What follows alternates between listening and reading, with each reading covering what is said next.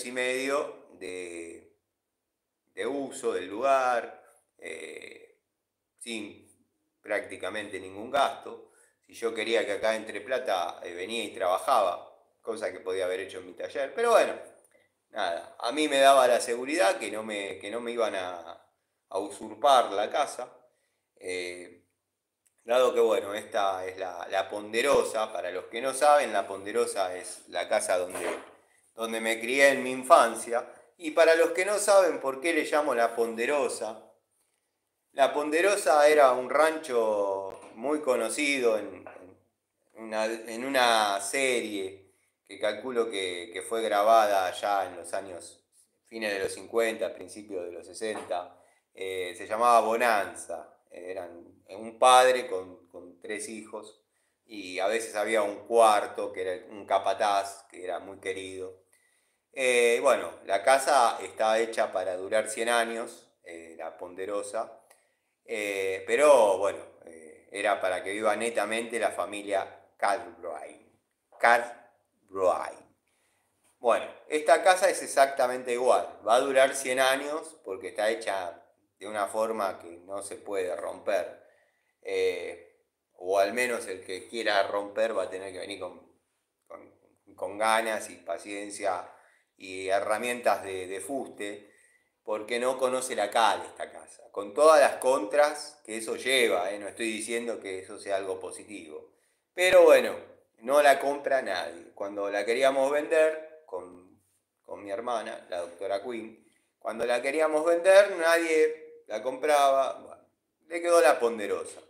Va a durar 100 años, pero en manos de nosotros. El taller está aparte, pero en el mismo terreno. Y yo en aquella época, cuando logramos sacar la escoria, que vivía con Antonio, Antonio era mi padre, cuando logramos sacar la escoria, yo tenía miedo que las ratas vuelvan e intenten usurparla. Entonces, bueno, como mi hermana en esa época no tenía demasiadas ganas por recuerdo, bueno, la psicología es muy compleja y sobre todo en las mujeres. No tenía ganas por recuerdos y demás de mudarse a la casa.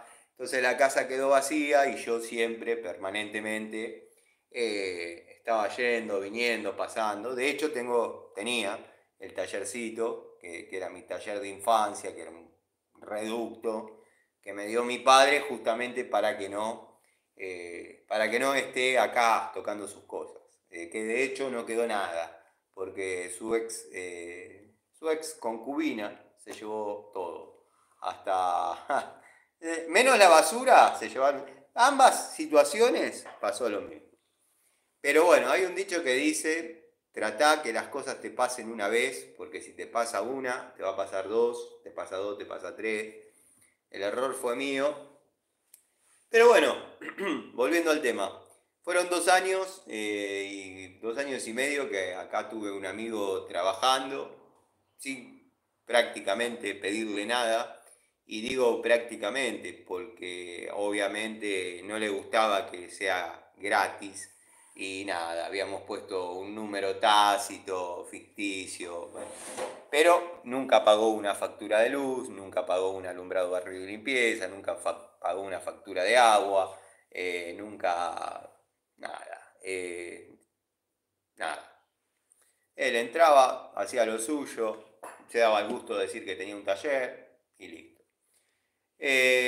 Bueno, después, con el paso del tiempo, parece que pegó, no, parece no, pegó un galpón importante, grande, y bueno, acá decidió irse, yo paso permanentemente por acá, me había agarrado con unos días trabajando en algunas zonas que no me quedaba de paso, pero estábamos comunicados permanentemente.